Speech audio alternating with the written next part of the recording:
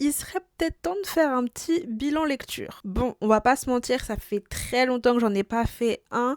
Du coup, je vais faire mon petit bilan lecture du mois précédent, c'est-à-dire le mois d'avril. J'ai pas énormément lu, j'ai lu que 4 tomes et on va commencer du coup avec la première œuvre, c'est Stunts. J'ai lu du coup le tome 2 et le tome 3. Je vous avais déjà parlé du premier tome dans le cadre du prix Les Mordus du manga si je me trompe pas.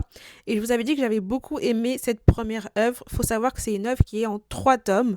Du coup, le deuxième tome, j'avais un peu peur parce que j'avais l'impression qu'on avançait à moitié, voire très peu dans l'histoire, sachant que la série se terminait au tome 3. Et pour ce qui est du troisième tome, j'ai eu un peu cette impression de rush.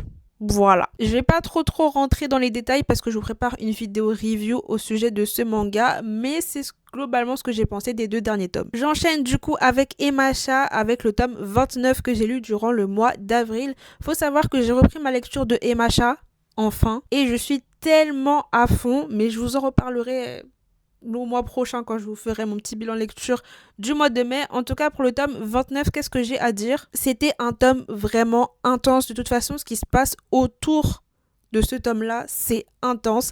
Et vraiment, la fin, mon cœur, j'ai paniqué. J'ai paniqué. Je finis du coup avec Médaliste, le tome 1. Alors, c'est une œuvre dont j'ai entendu parler.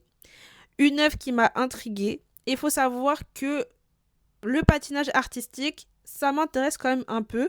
Et j'ai déjà eu l'occasion de lire un manga autour du patinage artistique. Du coup, je me suis dit, vas-y, je vais me lancer dans cette autre œuvre qui est Médaliste, du coup. Et bah, franchement, j'ai pas été déçue du tout. J'aime tellement les 2 protagonistes. Franchement, ils étaient faits pour se rencontrer. Ils ont tellement de similitudes. Rien que le fait de me dire que ils se sont croisés par hasard, je me suis dit, ah, le destin. Le destin. La petite fille de cette histoire dont j'ai oublié le prénom, je suis désolée, m'a aussi touchée. J'ai vraiment hâte de voir son évolution et bien évidemment que je vais continuer le manga. Et aussi les planches sont vraiment très belles. D'ailleurs j'ai commencé l'animé sur Disney Plus par curiosité. Du coup après avoir lu le tome 1, je vous avoue que ça m'a un petit peu... J'ai eu un petit... Voilà.